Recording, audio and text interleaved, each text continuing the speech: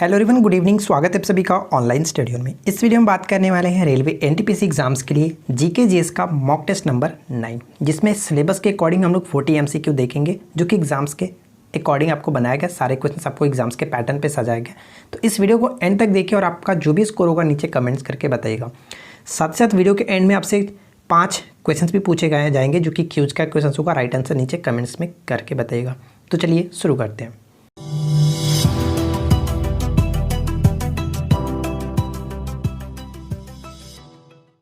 आज की इस वीडियो का फर्स्ट क्वेश्चन हमारा ये बनता है कि हड़प्पा संस्कृति के विस्तार के संदर्भ में चोलिस्तान शब्द का प्रयोग किस क्षेत्र के लिए किया गया। इस क्वेश्चन का सही आंसर हो जाएगा ऑप्शन नंबर बी, थार रेगिस्तान से लगा हुआ पाकिस्तान का रेगिस्तानी क्षेत्र, जिसको चोलिस्तान शब्द कहा जाता है। यानी ऑप्शन नंबर इस क्वेश्चन का बी बिल्कुल सही आंसर हो जाता है। सेकंड क्वेश्चन क्या कह रहा है कि निम्नलिखित युगों में से कौन एक सही सुमेलित नहीं है। तो ध्यान से पढ़ करके बताइए कौन सही सुमेलित नहीं है। देखिए, सबसे पहला ऑप्शन सी गलत किया गया। कर्पूर मंजरी के लेखक कौन थे? राजशेखर। ध्यान रखेंगे, राजशेखर। लेकिन बाकी ऑप्शंस पे कोई प्रॉब्लम नहीं है, इन सभी को आप याद रख सकते हैं, इंपॉर्टेंट होगा। ठीक है, तो इस क्वेश्चन का सही आंसर क्या? ऑप्शन नंबर ए, जो कि गलत किया गया था। ध्यान रखेंगे। चलिए आगे की तरफ बढ़ते हैं। क्वेश्चन नंबर 3 में कह रहा है कि काव्य शैली का प्राचीनतम नमूना किसके अभिलेख में मिलता है। इस क्वेश्चन का सही आंसर हम किसे टिक करेंगे? ऑप्शन ए को, रुद्रदामन के। ठीक है, option A will be correct answer. ध्यान रखेंगे। क्वेश्चन नंबर 4 में क्या कह रहा है कि किस पुस्तक का 15 भारतीय और 40 विदेशी भाषाओं में अनुवाद किया जा चुका है। इस क्वेश्चन का करेक्ट आंसर होगा ऑप्शन सी, पंचतंत्र। ठीक है, पंचतंत्र के लेखक की बात करें, यानी कि पंचतंत्र के रचनाकार कौन थे? विष्णु शर्मा। ठीक है, ध्यान रखेंगे, विष्णु शर्मा। एक क्वेश्चन जो कि बहुत बार पूछा ये जाता है कि पंचतंत्र का फारसी अनुवाद किसने किया था, डायरेक्ट ये पूछा जाता है। तो ध्यान रखेंगे, अबुल फजल ने। ठीक है, अबुल फजल ने। Question number 5, Shrimati Annie Besant Congress की अध्यक्ष कब निर्वाचित हुई थी। देखिए, क्वेश्चंस बहुत इंपॉर्टेंट है। इस क्वेश्चंस को घुमा करके अलग अलग तरीके से भी पूछा जाता है। पूछा ऐसे भी जा सकता है कि कांग्रेस की पहली महिला अध्यक्ष कौन बनी थी। तो ध्यान रखेंगे, एनी बेसेंट ही बनी थी। किस अधिवेशन में? तो कलकत्ता अधिवेशन 1917। ध्यान रखेंगे, कोलकाता अधिवेशन 1917। लेकिन इसी क्वेश्चंस को थोड़ा सा अलग तरीके से पूछा जा सकता है कि भारतीय राष्ट्रीय कांग्रेस की प्रथम भारतीय महिला अध्यक्ष कौन थी। तो उस नाम को आप याद रखेंगे, जो कि कह सकते हैं सरोजनी नायडू जी। ठीक है, सरोजनी नायडू जी, जो कि कह सकते हैं कानपुर अधिवेशन 1923 में बनी थी। ठीक है, ध्यान रखेंगे। चलिए आगे बढ़ते हैं। नेक्स्ट क्वेश्चन देखिए, 6 नंबर क्या कह रहा है कि निम्नलिखित में से कौन सा अवर्णीय लवक ल्यूकोप्लास्ट का कार्य करता है। ल्यूकोप्लास्ट का कार्य करता है, बताइए। इस क्वेश्चन का सही आंसर होगा ऑप्शन नंबर सी, यानी कि भोजन के भंडारण में मदद करता है। Option C will be correct answer. अगर आपको ये वीडियो थोड़ी सी भी पसंद आए, कहीं भी अगर आपको अच्छी लग जाए, तो प्लीज़ आप एक लाइक ज़रूर कर दीजिएगा, ताकि हमें अच्छा लगे। ठीक है, अगला प्रश्न देखिए। नेक्स्ट क्वेश्चन ये कह रहा है कि निम्न में से किस प्रतिहार राजा ने प्रमाण की उपाधि धारण की थी। तो प्रमाण की उपाधि धारण की थी वो प्रतिहार राजा कौन था? तो सही आंसर होगा ऑप्शन नंबर ए, यानी कि Mihir Bhoj. Option A will be correct answer. ठीक है। अच्छा, एक चीज़ मैं आपको बता दूं, कुछ लोग कमेंट्स ये करते हैं और मुझसे पर्सनली ये मैसेज करके भी पूछते हैं कि क्या ये एनटीपीसी वाला जो क्वेश्चंस कराया जा रहा है वो बिहार एसआई मेंस के लिए इंपॉर्टेंट होगा या फिर बिहार एसएससी के लिए इंपॉर्टेंट होगा। तो मैं आपको बता दूं कि बहुत ज़्यादा इंपॉर्टेंट होगा आपके लिए, क्योंकि देखिए जीके का जो पोर्शन होता है वो उसका कोई भी लेवल नहीं है, आपको किसी भी एग्जाम से पूछा जा सकता है। और बिहार एसआई मेंस और बिहार एसएससी का लेवल भी आपका सेम टू सेम एनटीपीसी के अकॉर्डिंग ही है। थोड़ा सा टफ हो सकता है, लेकिन आप इसको पढ़ सकते हो सकता है एग्जाम्स में पूछा जा सकता है। ठीक है, तो आप पढ़ सकते हो, कोई प्रॉब्लम नहीं होगी। अगला प्रश्न ये कह रहे हैं कि चंद्रमा के चतुर्थांश चरण के दौरान होने वाले ज्वार को क्या कहते हैं। चंद्रमा के चतुर्थांश चरण के दौरान होने वाले ज्वार को क्या कहते हैं? लघु ज्वार। यानी ऑप्शन नंबर हम डी को टिक कर सकते हैं। ठीक है, ध्यान रखिएगा। अगला प्रश्न क्या कह रहा है कि निम्नलिखित नदियों में से किस नदी का उद्गम नेपाल में है और वह गंगा नदी में आकर के मिलती है। One of the most important questions. देखिए ध्यान रखिएगा, इस क्वेश्चन का सही आंसर होगा ऑप्शन ए, यानी कि कोसी। ठीक है, कोसी से 2-3 क्वेश्चंस बन सकता है। पहला क्वेश्चन तो ये, जो कि कई बार पेपर में पूछा जाता है कि बिहार के शोक के रूप में किस नदी को जाना जाता है। कोसी नदी कह सकते हैं, या फिर इसको कह सकते हैं बिहार के अभिशाप के रूप में कहीं कहीं आपको देखने को मिलता है। ठीक है, और एक क्वेश्चन और पूछा ये जा सकता है कि ये नेपाल में उद्गम तो होता है, कहाँ पे उद्गम होता है, नेपाल में कहाँ पे तो ये भी आप याद रखिएगा, त्रिवेणी घाट नेपाल, ठीक है, त्रिवेणी घाट से, ठीक है। चलिए आगे बढ़ते हैं। नेक्स्ट क्वेश्चन कह रहा है कि भारतीय संविधान के किस अनुच्छेद यानी आर्टिकल के अंतर्गत राष्ट्रपति को अधिकार है कि वह किसी बिल को अपनी सहमति रोक सकता है। तो इस क्वेश्चन का सही आंसर हम टिक करेंगे ऑप्शन नंबर ए, यानी कि अनुच्छेद 111। अनुच्छेद 111 में ये कहा गया है कि संसद के दोनों सदनों द्वारा पारित विधेयक राष्ट्रपति के पास जब जाता है तो राष्ट्रपति उस विधेयक को संदेश के साथ या फिर बिना किसी संदेश के साथ संसद को वापस पुनर्विचार के लिए भेज सकता है। लेकिन अगर फिर से दोबारा जो उस विधेयक को संसद है अगर पुनर्विचार करने के पश्चात राष्ट्रपति को पुनः पहुंचाती है तो उस कंडीशन में राष्ट्रपति उसको अस्वीकृत कर सकता है, यानी कि फिर से उसको अस्वीकार नहीं कर सकता, उसको स्वीकृत करना पड़ेगा, ठीक है, ध्यान रखिएगा। चलिए आगे बढ़ते हैं। अगला प्रश्न कह रहा है कि संविधान के किस भाग में संविधान संशोधन की प्रक्रिया का वर्णन है। किस भाग में संविधान संशोधन की प्रक्रिया का वर्णन किया गया। तो राइट आंसर हो जाएगा ऑप्शन नंबर सी, यानी कि भाग 20 में, ठीक है। भाग 20 में किस आर्टिकल में, तो 368 के तहत संविधान में संशोधन की प्रक्रिया का उल्लेख किया गया और ये किस देश के संविधान से लिया गया था, साउथ अफ्रीका से, ठीक है, साउथ अफ्रीका से। भाग 18 किस क्यों संबंधित है, तो भाग 18 जो आपात उपबंध से संबंधित है और भाग 15 का संबंध किससे होता है, तो भाग 15 निर्वाचन से संबंधित है और 22 इंपॉर्टेंट उतना नहीं है, तीनों को आपको याद रखना। देखिए अगला प्रश्न क्या कह रहा है, धर्म किसकी इकाई है। धर्म किसकी इकाई है। धर्म जो होता है वो कह सकते हैं कि ऊष्मा की यूनिट है, यानी कि ऑप्शन नंबर सी बिल्कुल सही आंसर होगा। कार्य की यूनिट जूल, दूरी की तो कई सारी मात्रक होती हैं और जो कि कह सकते हैं दूरी की सबसे बड़ी मात्रक क्या है, पारसेक, याद रखिएगा। और शक्ति का वाट, ठीक है, वाट। चलिए आगे बढ़ते हैं। नेक्स्ट प्रश्न क्या कह रहा है कि भारतीय रासायनिक जीव विज्ञान संस्थान कहाँ स्थित है। भारतीय रासायनिक जीव विज्ञान संस्थान कहाँ स्थित है। इस क्वेश्चन का सही आंसर हो जाएगा हमारा ऑप्शन नंबर बी, यानी कि कोलकाता में, ठीक है, कोलकाता में, जिसकी स्थापना की बात करें तो 1935 में की गई थी इसकी स्थापना। क्लियर, आगे बढ़ते हैं। अगला प्रश्न है कि बंगाल में कर्नवालिस द्वारा प्रस्तुत स्थायी बंदोबस्त को किस नाम से या फिर किस रूप में जाना जाता है। इसको देखिए परमानेंट सेटलमेंट हिंदी इंग्लिश में कहते हैं और ज़मींदारी प्रथा भी कहते हैं, स्थायी बंदोबस्त भी कहा जाता है, यानी ऑप्शन नंबर सी बिल्कुल सही आंसर होगा, ठीक है। 1793 में जो कि इन्होंने लगाया था। निम्न में से कौन सा खनिज प्लम्बगो के नाम से भी जाना जाता है। बताइए कि कौन सा वो खनिज है जिसको प्लम्बगो के नाम से भी जाना जाता है। इस क्वेश्चन का सही आंसर होगा ऑप्शन नंबर डी, यानी कि ग्रेफाइट, ठीक है, ग्रेफाइट जिसको काला शीशा के नाम से भी जाना जाता है। इस चीज़ को आप याद रखेंगे, कार्बन का ये अपरूप है। और नेक्स्ट क्वेश्चन देखिए क्या है। अगला प्रश्न है कि भारत के प्रत्येक नागरिक का यह कर्तव्य होगा कि वह प्राकृतिक पर्यावरण का संरक्षण एवं सुधार करे। यह भारतीय संविधान के किस अनुच्छेद से संदर्भित है। काफ़ी अच्छा प्रश्न है। तो इस क्वेश्चन का राइट आंसर हम टिक करेंगे ऑप्शन नंबर ए को, ठीक है, 48 के ए में ये बात कही गई है। अगला प्रश्न, नेक्स्ट क्वेश्चन कह रहा है कि चागोस द्वीप समूह निम्न में से कहाँ स्थित है। चागोस द्वीप समूह निम्न में से कहाँ स्थित है। इस क्वेश्चन का करेक्ट आंसर हम किसे टिक करेंगे, ऑप्शन सी को, यानी कि हिंद महासागर में, ठीक है, ध्यान रखिएगा। हिंद महासागर में कह सकते हैं कि हिंद महासागर के केंद्रीय भाग में ये स्थित है और ये इसमें अगर हम बात करें कुल कितने द्वीप हैं तो कुल 60 से अधिक द्वीप हैं, ध्यान रखिएगा, छोटे बड़े मिलाकर के कुल 60 से भी अधिक द्वीप हैं इसके अंतर्गत। क्वेश्चन नंबर 18, वर्ष को भारत के सांख्यिकी इतिहास के एक श्रेष्ठ विभाजक कहा जाता है। तो बताइए कि जनसांख्यिकी इतिहास के एक श्रेष्ठ विभाजक कह सकते हैं या फिर महान विभाजक के रूप में भी घोषित किया गया किस वर्ष को, और वो जो वर्ष है वो 1921 है।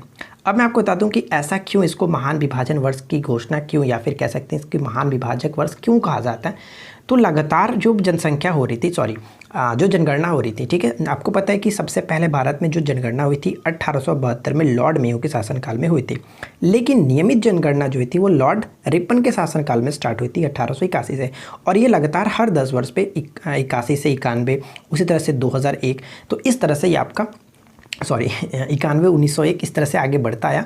तो हम कह सकते हैं कि जो सबसे अधिक जहाँ पर विभाजन हमारा जो सबसे कम जनसंख्या रहा वो 1921 में जनसंख्या सबसे कम रहा, ठीक है, इधर तो बढ़ता रहा था लेकिन यहाँ पे जो जनसंख्या थी 1921 में वो घट गई और इसीलिए इसको कहा जाता है महान विभाजन वर्ष। और पुनः जब ने रफ्तार पकड़ा तो अब हमारी जनसंख्या जो कि बढ़ती जा रही है, ठीक है, इस वजह से कहा जाता है। आई होप कि ये चीज़ आपका क्लियर हो गया होगा। अगला प्रश्न, ये सभी चीज़ें मैंने आपको जो हमारा भारत का 2011 की जनगणना है उसके बारे में आपको बता रखा है, उस वीडियो को आप देख सकते हैं। 2011 की जनगणना से रिलेटेड सारी क्वेश्चंस आपका क्लियर हो जाएगा, ठीक है।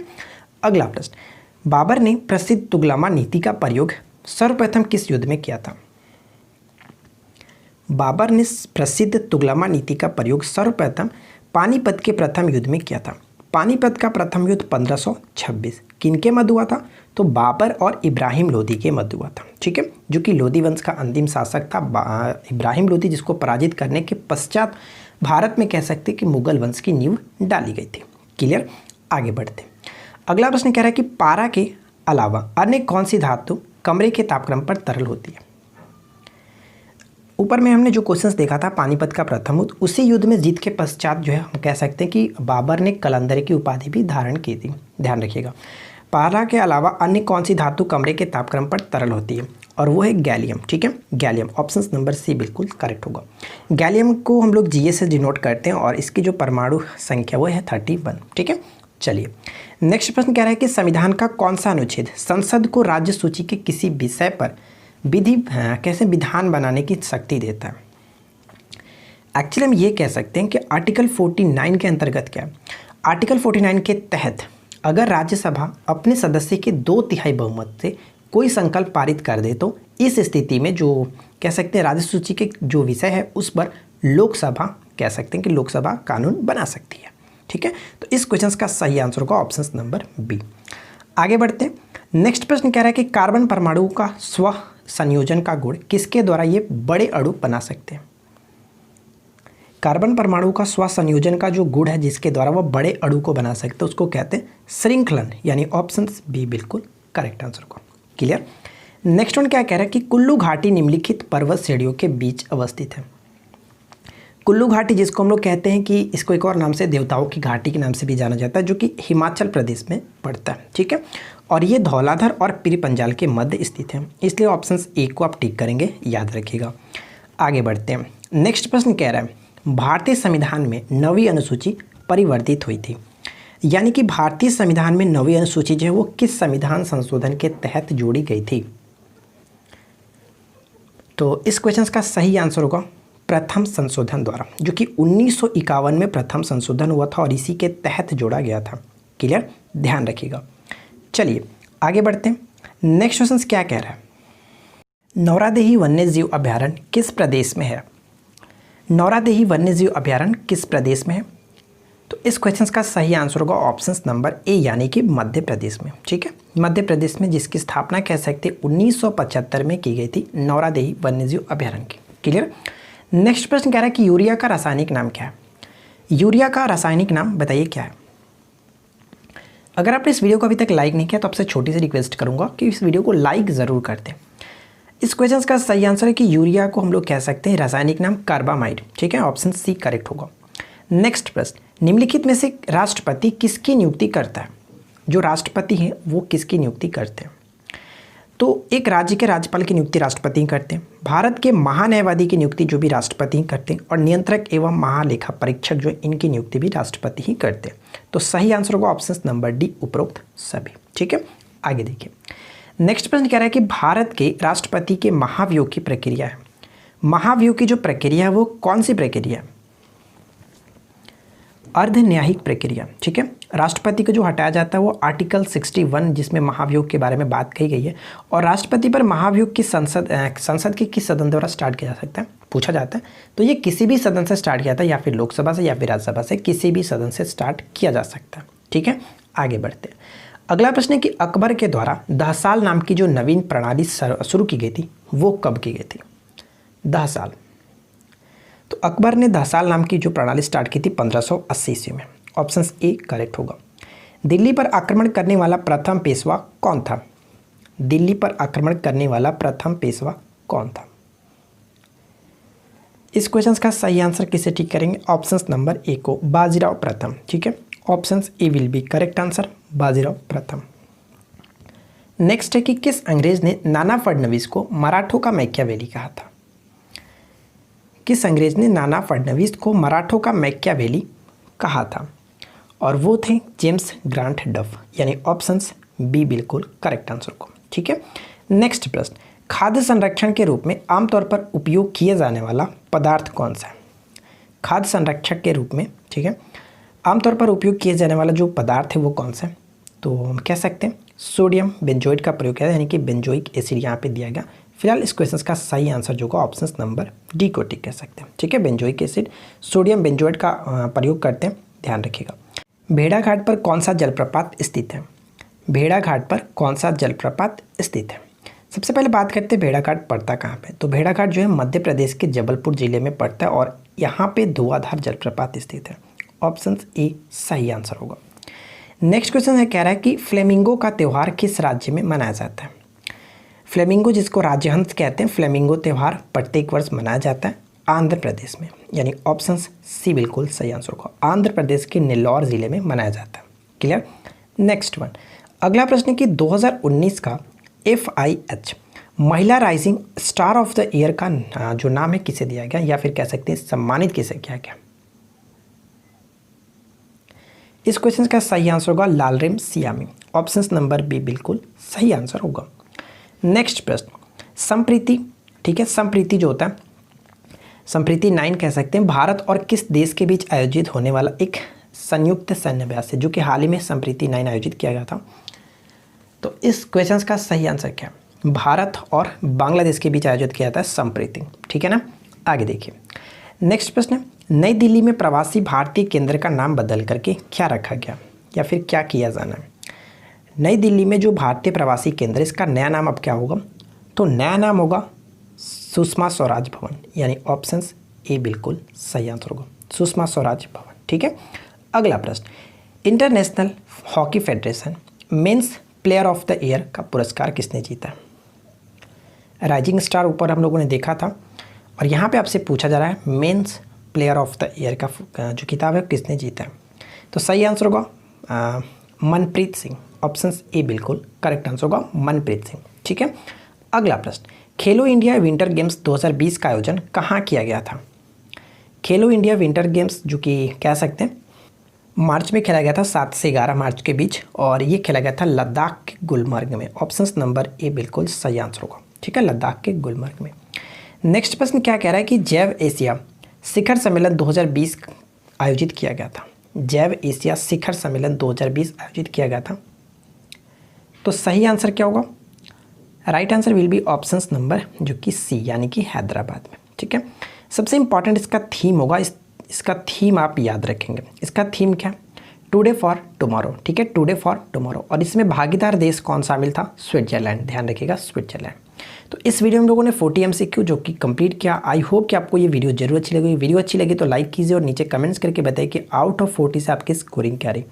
अब बात करते हैं आज के क्यूज क्वेश्चंस का, जिसका राइट आंसर आपको नीचे कमेंट्स बॉक्स में कमेंट करके बताना है। पहला क्वेश्चन ये कि कर्पूर मंजरी के रचनाकार कौन है? सेकेंड क्वेश्चन कि बिहार की शोक कहे जाने वाली कोसी नदी का उद्गम स्थान कहाँ पे है, ठीक है। नेक्स्ट है कि भारतीय संविधान में आपात उपबंध से संबंधित भाग कौन सा है। नेक्स्ट क्वेश्चन ये कि गैलियम का परमाणु संख्या क्या है। तो सभी क्वेश्चन हम लोगों ने ऑलरेडी ऊपर में देख चुका है। धुआंधार जलप्रपात मध्य प्रदेश के किस जिले में स्थित है? ये सिर्फ और सिर्फ आपके माइंड को चेक करने के लिए आपने कितना ध्यान से सुना है और क्या आप सही के आंसर कर सकते हैं कि नहीं कर सकते। तो नीचे कमेंट्स करके ज़रूर बताएगा। हम मिलते हैं आपको नेक्स्ट वीडियो में किसी नए टॉपिक के साथ। Thanks for watching, keep learning, have a good day.